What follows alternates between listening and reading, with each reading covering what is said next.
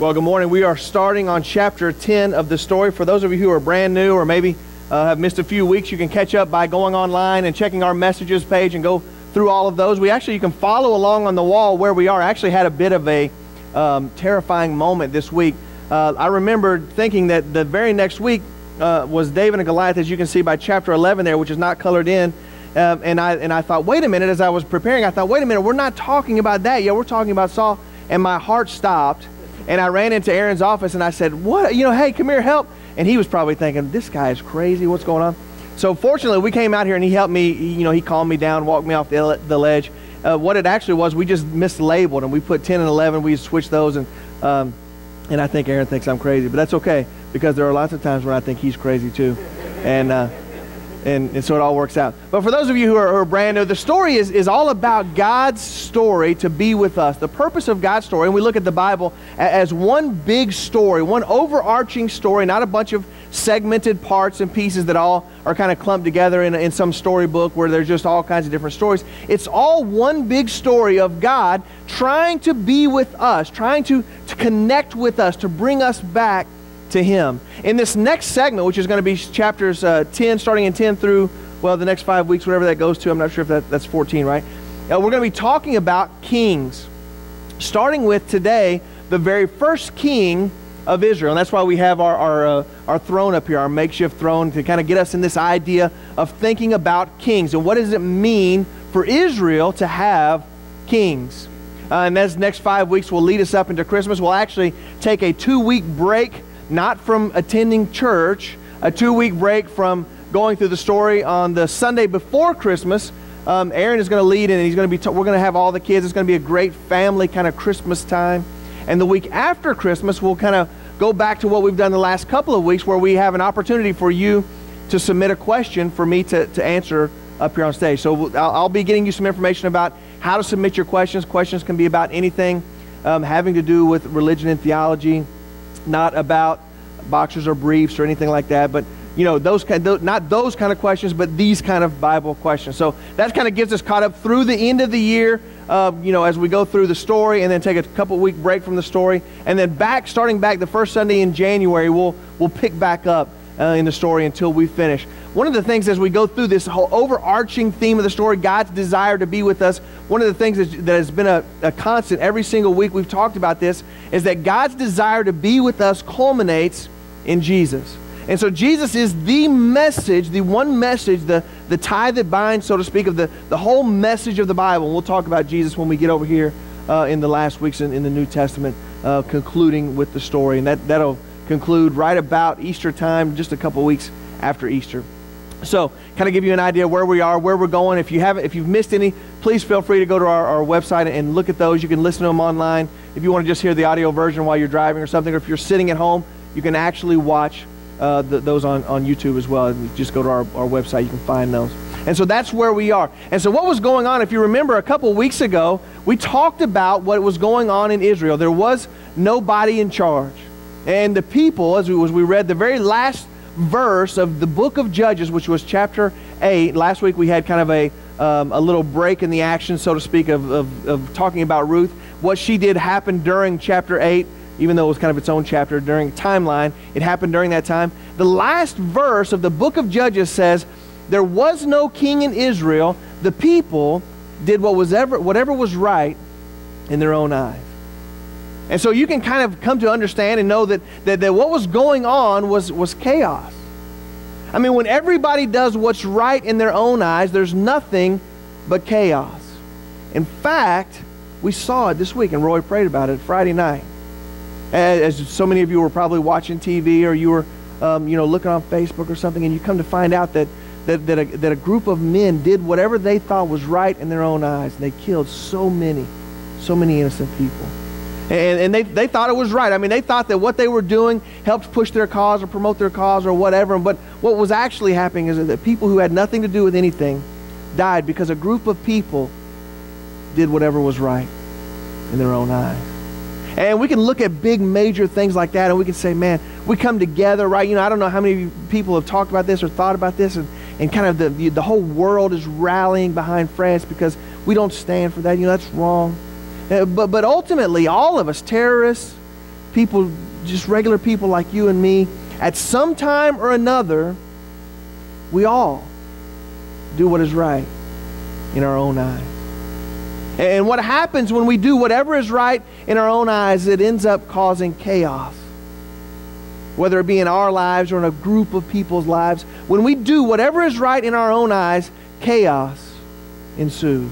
And in fact, that kind of idea, that do whatever is right in your own eyes, that's kind of the motto for our culture and for our society. Whatever you want to do, do it. Whatever's right for you, you do that. You want to have sex with whoever you want to? Hey, whatever's right for you. You want to cheat on your spouse, or you want to cheat on your taxes, or you want to cheat on your business partner? Hey, you live your life. You do your thing. You do whatever's right in your own eyes. And when we live like that, when we embrace that ideology, that mindset of doing whatever's right in my own eyes, then chaos ensues. Because what is right in my own eyes may not be what is right in your own eyes, or what is right in your own eyes. Or when we get together and we say, no, I'm going to do what's right in my eyes, ultimately there's going to be differences of opinion, there's going to be different ideas, there's going to be chaos. And I would wager to say that probably in your life, if you could look back on a time that when your life was messed up, when your life was going bad, when your life was going wrong, there's a lot of times when the reason our lives are going the way we don't want them to go, when the reason our lives are full of chaos, it's because at one point, right before that, we decided to do what was right in our own eyes. And as we come to chapter 10, we see that that's exactly what's happening in Israel. They were continuing to do whatever was right in their own eyes. It was chaotic, and they wanted to be like everyone else. They thought that in their chaos, if they just had one person leading them like all of these other nations, that they would be fine. So they decided that they wanted a king, and they were going to get a king to lead them out of their chaos. But before they got a king, it started with a prophet. Now, most of you have heard that word prophet, or thought about that word, or maybe you even know what that word means. But what a prophet was in the Old Testament is kind of somebody who spoke for God. It was kind of God's mouthpiece. It was a way for God to speak to the people and help them understand where He was going and what was happening. And so God used prophets to talk to communicate with the people. Now, as we go through this, for those of you who want to know where we're going or what we're doing, chapter 10 in your storybook, which is where we're going to be this week. If you've got your storybook, go ahead and open up to chapter 10. If you don't have your storybooks with you, that's fine. We're going to be in 1 Samuel in the Old Testament. If you don't have a Bible, grab one of those in the pew in front of you. If you don't own a Bible, we want you to take one of those home with you today as a gift from Snellville Christian Church. And if you would like a storybook, the story is basically the Bible, and it's kind of condensed in such a way where it kind of hits the highlights and rolls through with us. If you want one of those storybooks and don't yet have one, then there's still several out there on the table outside. For $5, you can have one of those. If you don't have $5, or you think maybe you'll never have $5, don't let that stop you. We want you to have one of those. We even have some that are Spanish versions out there, Spanish versions out there. So if you want to grab one of those, that would be outstanding. So just to kind of get you caught up on where we are, God was presenting to the people of Israel a prophet, and God was about to bring this prophet to be so that He could prepare Israel for this first king that they were about to have and that they wanted to have so desperately. And we're presented to and we're introduced to first a lady named Hannah. Now, Hannah was married to a guy named Elkanah, and Hannah was actually Elkanah's second wife. Now, that's not uncommon. We hear people saying she was somebody's second wife a lot of the time, but what's different about what was going on with Hannah and Elkanah than what we deal with today when we hear about somebody being someone's second wife is that Elkanah wasn't yet divorced. And his first wife wasn't dead. She was still living. Actually, Elkanah was still married to his first wife, and Hannah was his second wife while he had another wife. And for those of you guys especially, you're thinking, why in the world would anybody subject themselves to that, right? And for those of you who are ladies are like, there's no way I would do that. Why would you be married to somebody who's already married to somebody else? Why would somebody have two wives at one time? And that's a good question, but the answer is pretty obvious. In fact, we've talked about it already this morning. They did whatever was right in their own eyes. And so Elkanah decided, hey, I want 2 wives. I like Hannah. I like my first wife, whose name escapes my memory right now. You can look that up. But Hannah's kind of the main character, so she's the one. And he loved Hannah. But Hannah had a problem. She was barren. And for those, we've talked about this over and over, in that century, in that culture, in that time period, a wife's duty, kind of her main responsibility, and we kind of bristle at this now, but her main responsibility was providing children, specifically a male heir. And because she was barren, she felt like a failure. She felt like her life was messed up, like she was no good, and she was tormented by others. It was kind of like being picked on by other people. In fact, her husband's other wife, I almost said her sister wife, I guess that's what you can call it, her sister wife tormented her as well. And so she would say, look, I've got all of these kids, you got none, you're worthless, you're no good. And you can just imagine, especially ladies probably could try to put yourself in Hannah's shoes. Can you imagine how she felt so like she was not worth anything? And like maybe because she wasn't providing an heir for her husband, that maybe she wasn't valuable in his sight. And she felt like a failure. And because she felt like a failure, she cried out to God. She wanted a son. And God heard her cry. And God answered her prayer. And she was given a son. And she named her son Samuel. And because she wanted to honor God, and because God had blessed her with this son named Samuel, because she was so thankful to God, she did what most of us would never even consider. As soon as Samuel was weaned and was old enough to go, she took him and presented him to God at the temple, at the tabernacle, or at the tabernacle, the synagogue kind of thing, tabernacle, so that he could serve God. She didn't even live with Samuel anymore. Can you imagine that? She was so grateful for what God had done for her that she took Samuel and presented him to God so that he could serve and work in God's service. And she took him to live with a priest named Eli to serve God. And God honored this act. What an amazing act, a beautiful act of loving God and being thankful and gracious to God. She gave up her son. And so God so honored this act that he blessed her with other sons and other daughters. And so we're going to pick up, having understood all of that about this young boy Samuel, we're going to pick up in 1 Samuel chapter 3, starting in verses 19 and 20. And that's going to be, if you've got your storybooks in your lap, that's going to be on page 133 of your storybook. 1 Samuel chapter 3, starting in verses 19. The Lord was with Samuel as he grew up, and he let none of Samuel's words fall to the ground. Basically, Samuel's words were valuable. They were weight. God made them worth something. Verse 20. And all Israel from Dan to Beersheba recognized that Samuel was attested as a prophet of the Lord. Basically, what we see is that Samuel, God made Samuel so valuable that everybody could see that Samuel was of God and he spoke the words of God. That Samuel was a true prophet. God was raising up in Samuel the prophet for Israel. And he was the one that God would use to communicate God's plan to all of Israel. And what they didn't understand then, and what we so often miss now, is that God was using Samuel to continue his upper story, his big picture narrative. And he was using Samuel's story to push that along, Samuel's lower story. So Samuel's life would fit in God's plan.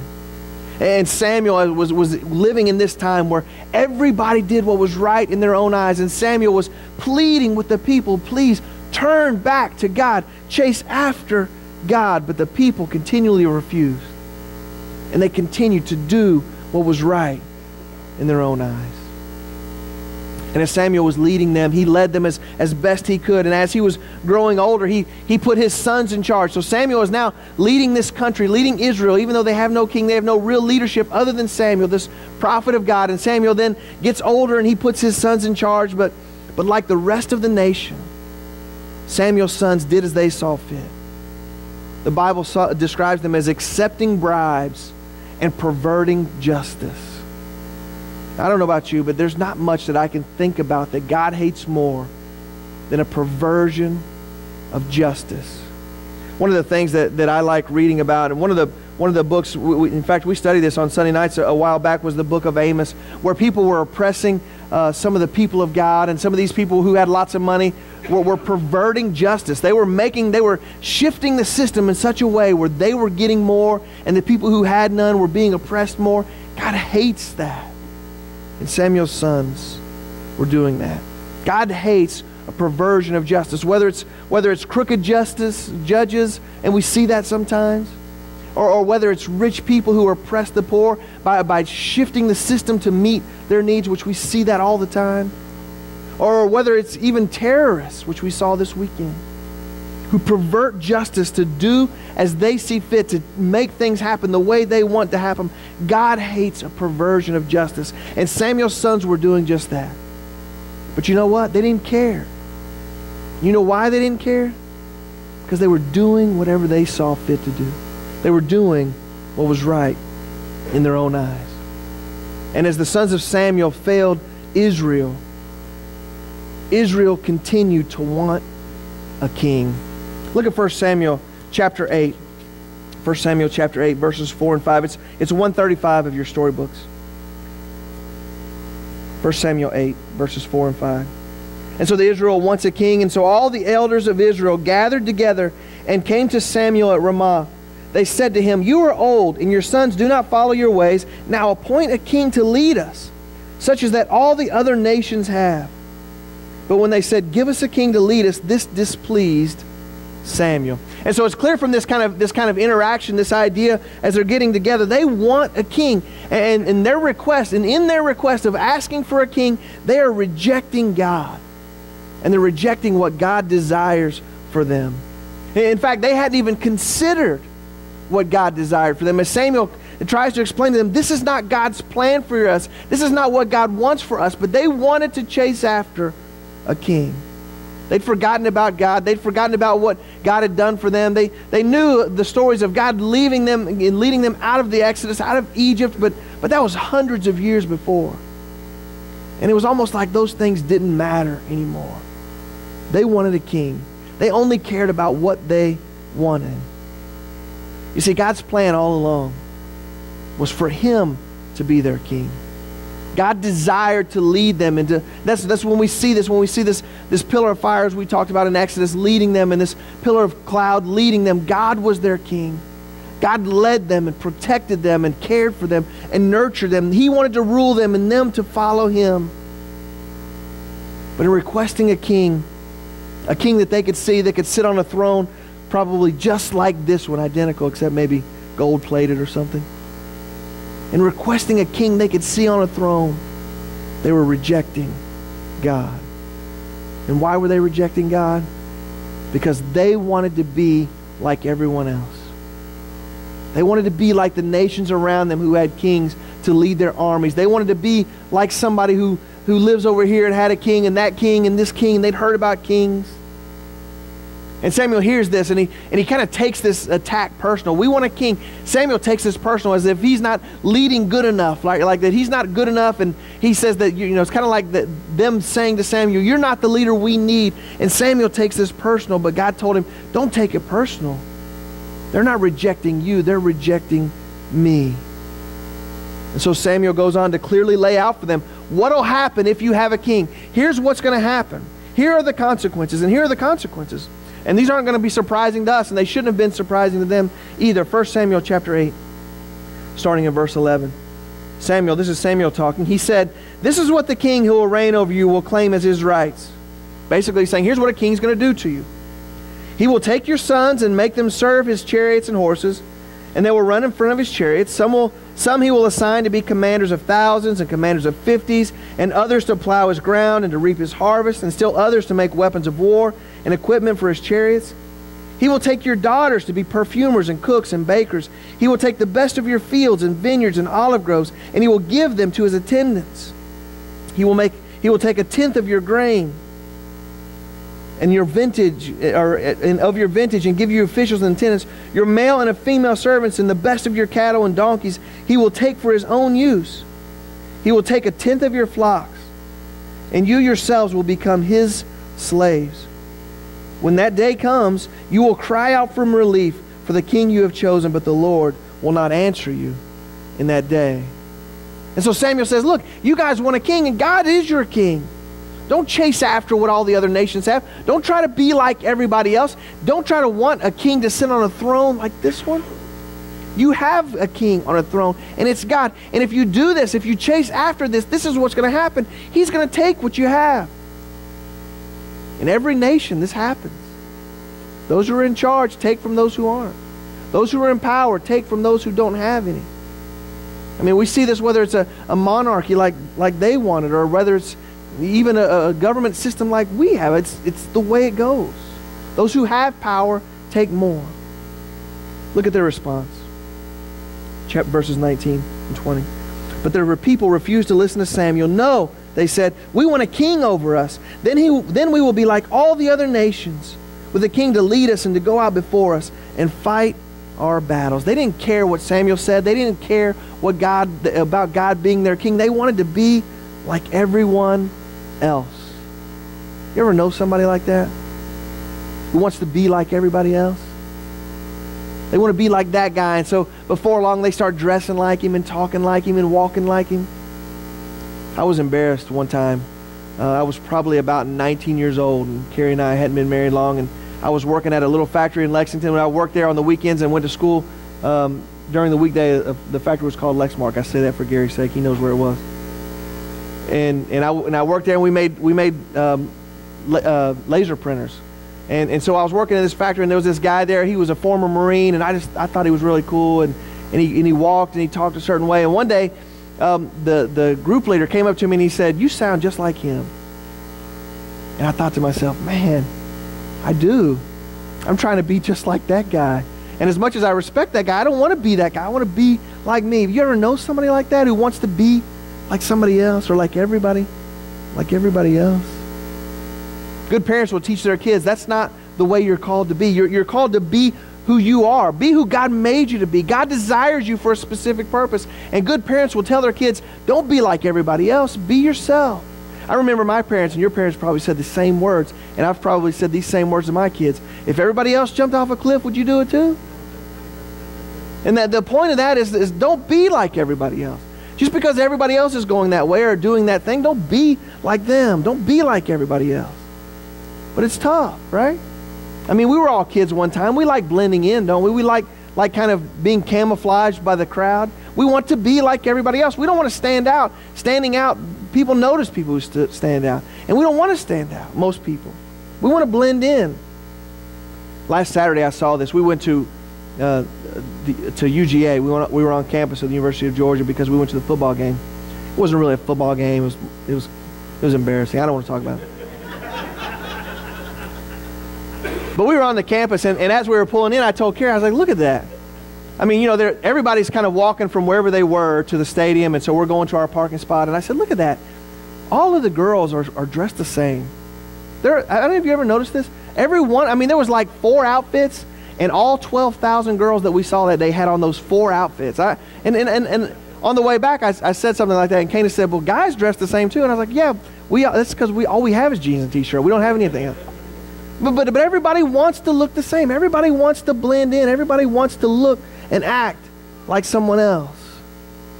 And we talk about kids doing this, but you know, it's the same with us as adults. We want to have that same car, or that same house, or that same job, or certainly that same paycheck. We never go down with this one, though. That somebody who makes less than us, we always look to somebody who makes more, and I want to be like him. And we try to blend in. We try to look and act like everyone else. Because it's safer. It's easier just to blend in. It's easier not to stand out. And while it may seem safer to be and act like everyone else, God desires that we be who He created us to be. And God created us to be unique. You're different. And that's a good thing. We're not meant to look and act like everyone else. In fact, I would say this, that when we try to conform, when we try to be somebody God didn't make us to be, when we try to be like somebody else, then actually what we're doing is abandoning God. One of my favorite verses in all of Scripture, and it's one of my favorites because it was transformational in my life a few years ago, probably 10 or 15 now, that's crazy, but one of my favorite verses is Romans chapter 12, verse 2, and Paul writes this, "Do not conform to the pattern of this world, but be transformed by the renewing of your mind. Then you will be able to test and approve what God's will is, His good and pleasing and perfect will."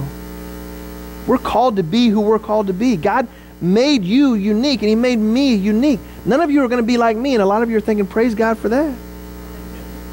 God made you to be you, and He made me to be me. You're far too valuable to be someone else. God has bigger plans for you than that. And we forget that God has this upper story that we're talking about as we go through this, but we have a part to play in that as well. And we can't play our part in our lower story if we play the part of someone else. If we dress up like somebody else and put a mask on like somebody else and talk and walk and act like somebody else, then we're not playing our role in God's story. And it's hard or even impossible to think about us connecting in God's story, because it can't happen if we're living someone else's. And the Israelites desired that. They wanted that. They said, look at Moab. Look at these other nations. They have kings. What about us? We want to be like them. And so eventually, they got what they asked for. And they were introduced to their first king. Look at 1 Samuel chapter 9. 1 Samuel chapter 9, starting in verse 17. And I'm going to read 1 Samuel 9, 17 through 20. Samuel, just kind of give you an idea of what's going on. God had sent Samuel out to go find this king. God had plans for who this king is going to be, and so He sent Samuel the prophet out. He said, go out, I'm going to show you who that is. And so Samuel's going out. Verse 17, when Samuel caught sight of Saul, the Lord said to him, this is the man I spoke to you about. He will govern my people. Saul approached Samuel in the gateway and asked, would you please tell me where the seer's house is? Basically, Saul is saying to Samuel, will you tell me where the prophet Samuel is? And Samuel says in verse 19, I am the seer. Go up ahead of me to the high place, for today you are to eat with me, and in the morning I will send you on your way, and will tell you all that's in your heart. As for the donkeys you lost 3 days ago, do not worry about them. They have been found. And to whom is all the desire of Israel turned, if not to you and your family line? So basically, Saul was on a mission to find some lost donkeys, and he gets to become king. Now, that sounds crazy, but he won the biggest lottery ticket ever, right? So he's out looking for his donkeys. He's part of the family business, running down the donkeys that are lost, and he runs into Samuel, who he thinks will probably help him tell where the donkeys are. And Samuel says, you are going to be, all the hopes of Israel are going to be put on your shoulders. And he seems like a good fit. I mean, he's taller than everyone else. He's handsome. He's humble as well. He says, what? Me? He's almost like Gideon. If you remember, we talked about the judges. We talked about Gideon. Who am I? I mean, I'm not somebody who can do this thing. And so he had all the characteristics of a king, of a good and godly king. I don't know if handsome goes with that, but I think maybe so. Handsome and tall, but humble. Who am I that God would place this on me? And so Saul is to be the first king. And so what do you do when you have a moment like this? A nation is about to crown their first king. Well, you have to have a big announcement, a big party, right? And so they do that in 1 Samuel chapter 10, starting in verses 20 through 24. It's also on page 138 of your storybook. 1 Samuel 10, verse 20 says this. When Samuel had all Israel come forward by tribes, the tribe of Benjamin was taken by lot. Then they brought forward the tribe of Benjamin, clan by clan, and Matri's clan was taken. Finally, Saul, son of Kish, was taken. And basically what is happening is they're narrowing it down to who's going to be king, and it lands on Saul. But when they looked for him, he was not to be found. So Saul's at this big coronation for Saul. It would be like the president not being at the inauguration, right? It doesn't make sense. Verse 22, so they inquired further of the Lord, has this man come here yet? And the Lord said, yes, he has hidden himself among the supplies. And they ran and brought him out, and as he stood among the people, he was a head taller than any of the others. Samuel said to all the people, do you see this man the Lord has chosen? There was no one like him among all the people. And the people shouted, long live the king. And so here they are at this big royal ceremony, right? We're about to announce our first king, and we're looking for him. It would be like looking for Shaquille O'Neal. He's going to stand out, right? He's a head taller than everybody else. Where is this guy? And they look and they look and they look everywhere, and they find him finally in the broom closet. Doesn't make sense. But that's the kind of heart that Saul had, a heart of humility, a heart of, I don't know if I can do this. I'm not the right guy. Maybe I'm not the right person for you. I think that Saul was probably comfortable in his life. That going through the family business, chasing after donkeys, doing what he needed to do was fine work for him. He was fine with that. He knew that he can do that. Can he be king? I mean, that's going to be a hard job. And I think sometimes that we do the same. I don't know how many of you have chased after donkeys. I never have, but what I'm talking about is we like taking what's easy. We like being comfortable. We have kind of this idea for our life, and I want it to be where I want it to be and do what I want to do, and I want my life to be easy. You know, I want to be comfortable. I don't want to have to chase after what's hard. And I think too often we choose comfort in our lives instead of choosing God's plan, because God's plan is hard sometimes. And we choose that. But you know, sometimes it's God's explicit purpose to interrupt our comfort for His glory. And when that happens, God is calling us in a new direction to take us out of ease and comfort into something hard. And that's the definition of hard. Are we going to do that? I want to encourage you, each and every one of you, to look for what God's calling you to. And maybe some of you already know it. Maybe some of you, God has been calling you towards something your entire life and you haven't done it because it's going to be hard. Don't take the easy way. Don't take the road of comfort. Follow after God. Be a part of His story. Maybe God has a perfect role for you to play if only you would chase after what's hard. Let yourself get out of your comfort zone. What uncomfortable thing is God calling you to? As I thought about this week, I was trying to think of some things maybe in my life where that has impacted me. One of the things that I think about all the time happened to me just almost a year ago. It was in January. Most of you in this room heard me tell the story before. Some of you haven't, so I'm going to tell it again. I was sitting in my office, which is just on the other side of the building here, and as you come up the drive, I always keep my window open so I can see who's coming and going and that kind of thing. And I was sitting down, had my laptop in front of me, and I was writing a message. I'm pretty sure it was January. We could go back and look it up. A message about love, and it was good. Woo, it's going to be good, you know. And I was sitting there writing that message about love, and it's cold outside. I remember it was cold, maybe like 40 degrees or something, and rainy, which made it even worse. And coming up our driveway was not a car, but it was a man on a bicycle. And it was just Cindy and I in the office. Cindy works the desk here, and I told Cindy, oh, this is going to be interesting. You know, we see stuff often. People come into churches often. And the guy came up on his bicycle, and he walked in the room, and he was scruffy, had a just out of control beard, and he wasn't dressed very nice, you know. And connected to his glasses was one of those little rear view mirrors, so he could look as he's riding his bike. It was just such an odd scene. I wish I had a picture, because you just had to see it. But he told us right away his name's Stuart, and he's homeless. He'd spent the night at a Home Depot in one of their little sheds in the parking lot the night before. And as I sat there, I'm thinking to myself, I've got stuff to do. I've got a message to write. I've got work to do. I don't have time for Stuart and his story about being homeless. And then he asked, do you mind if I use your restroom? And I said, you know, that's fine. I'm writing a sermon on love. I might as well show some love, you know. I said, just be sure to clean up your mess. You know, he'd gotten some razors. He actually was going on a job interview. Crazy as it sounds, he was an actor. He was going to Vampire Diaries because he was going to play a role in I'm telling you, it was bizarre. But Stuart had to get cleaned up, and I thought, as I sat back down, he'd gone into the restroom, and I thought, this is so weird. And you know, I've got stuff to do. My comfort zone is sitting there writing and thinking and reading and that kind of stuff. That's the stuff that I want to do. That's the stuff I like doing and I feel good doing. And I mentioned this last week, I think. If I get my schedule messed up, man, I feel out of whack. And I'm out of, that's not comfortable for me. And so as I sat there writing about loving people, I felt God saying, look, you're going to write about loving people and not love Stuart who's in the bathroom? And so I said, okay, God, I'll do it, you know. And so I went to the bathroom. I said, hey, you want some coffee? And Stuart said, yeah, I love some coffee. I thought, surely riding a bicycle out in the cold and rain, he's got to want some coffee. So I came out here and I was chest out, I'm loving somebody right now.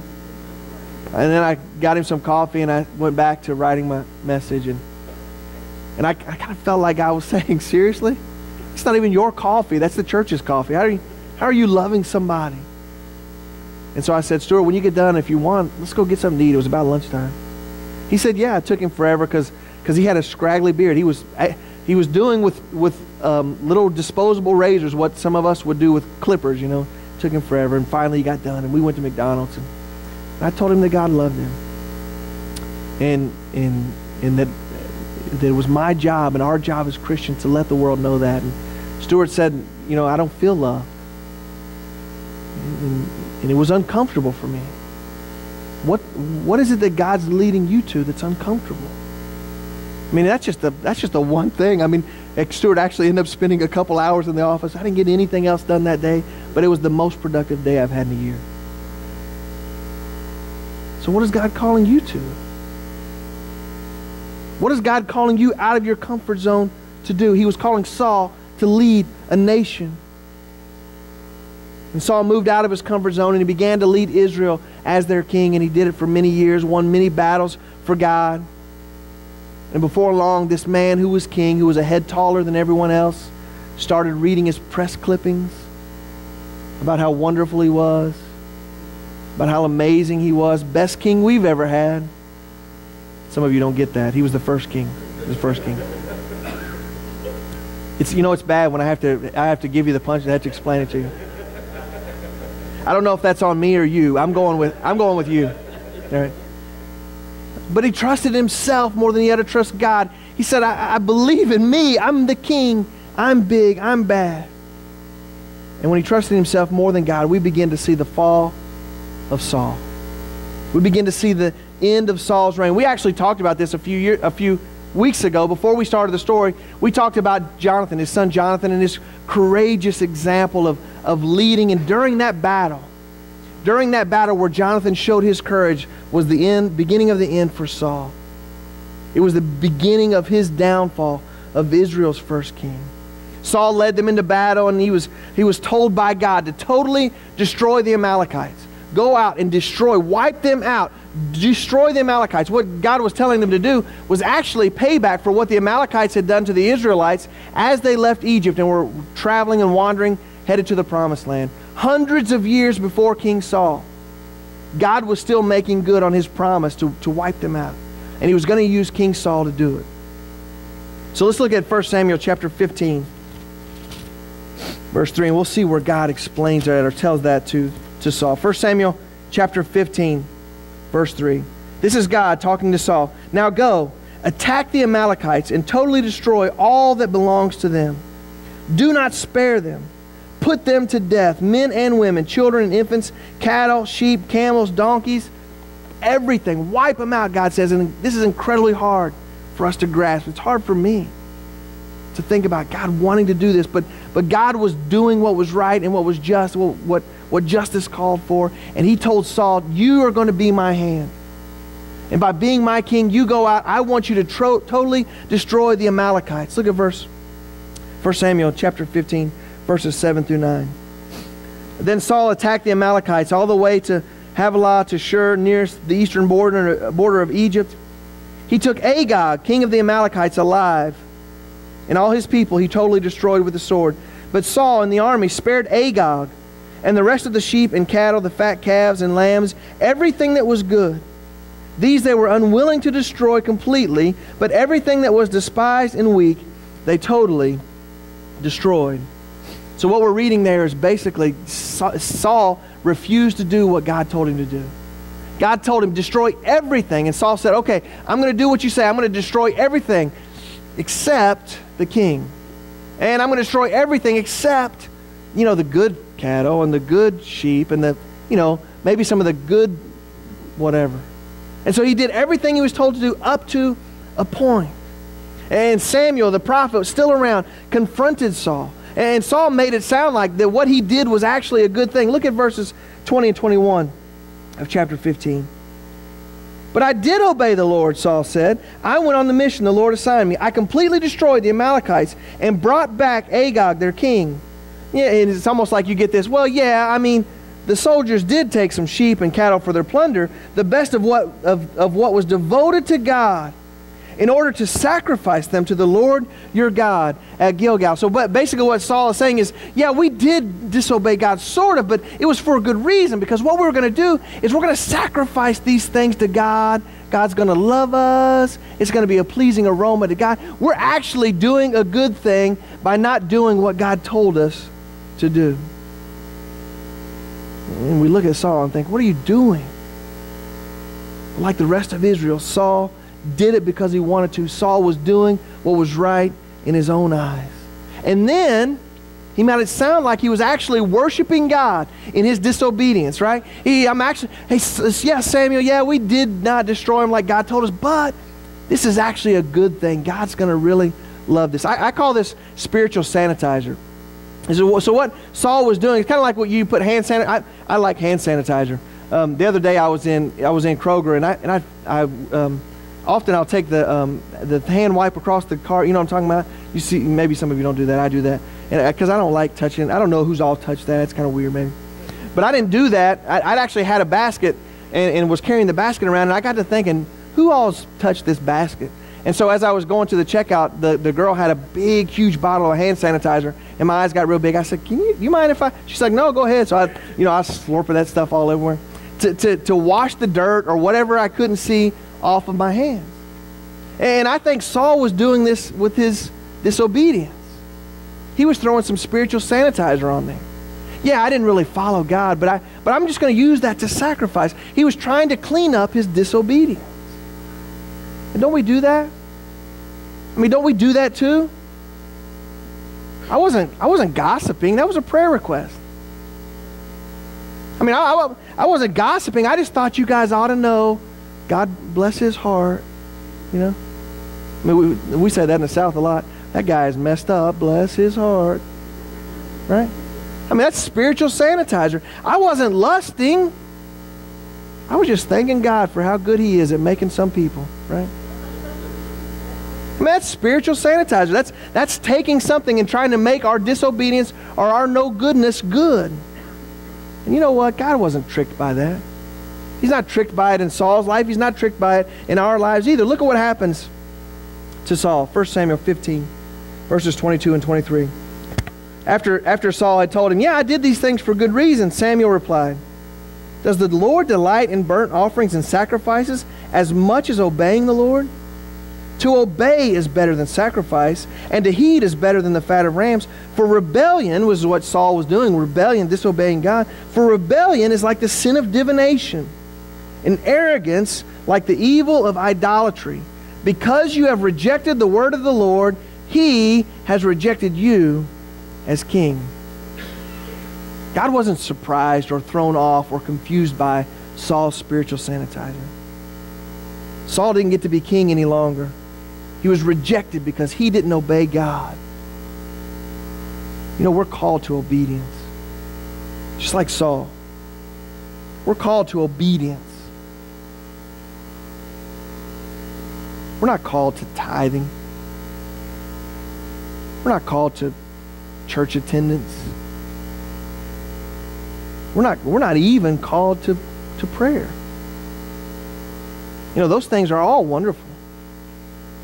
But when we do those things as if we're washing the rest of our disobedience away, it's spiritual sanitizer. God's not impressed by that. God doesn't delight in your sacrifice. When you say, yeah, God, I know Saturday night, hey, listen, if you would not pay attention to that, I'll tell you what I'll do. I'll get up early on Sunday morning and I'll go to church. God would tell you like he told Saul here through Samuel, God does not delight in your offerings.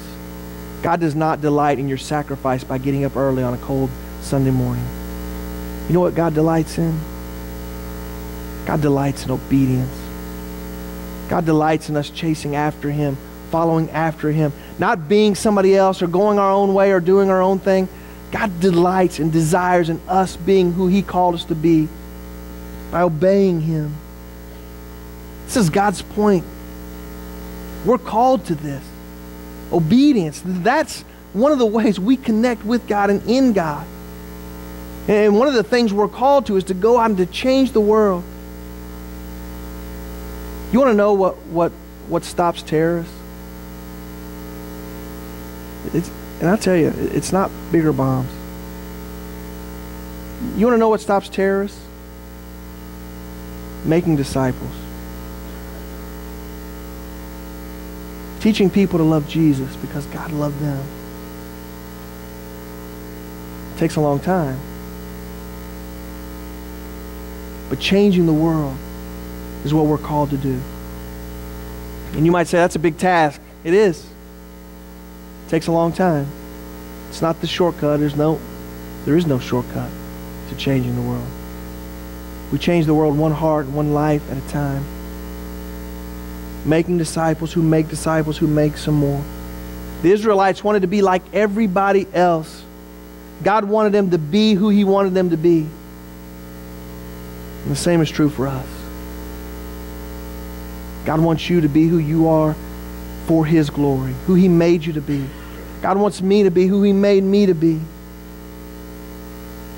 In the next few weeks, what we're going to do is look at this continuation of kings and what that meant for them and what that meant for God's story and how it worked out. But all of these kings, and as we look at our throne up here, all of these kings point to one king, the King of Kings and the Lord of Lords, the King who humbled Himself to being born in a manger, the King who humbled Himself to death on a cross. And it's through that King that lives are changed. It's through that King that my life is changed and your life is changed. And it's through that King that this world will be changed forever.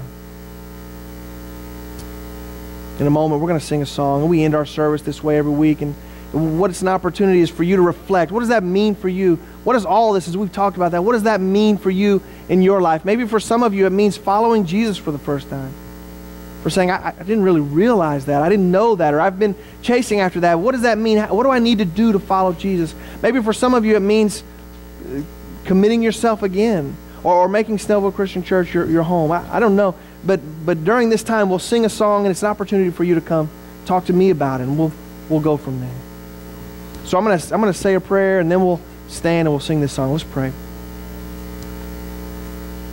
Father, I thank you so much that you made us all special and unique. I also thank you, Father, that you called us to obedience, not so that we can feel like we're being restricted, but because it's in our obedience that we find freedom. Father, I pray that each and every one of us would leave our comfort zones to chase after the true King, the King who died for us. If there's anyone here who doesn't know Jesus, Father, I pray that today would be the day that they would give their life to following the true King.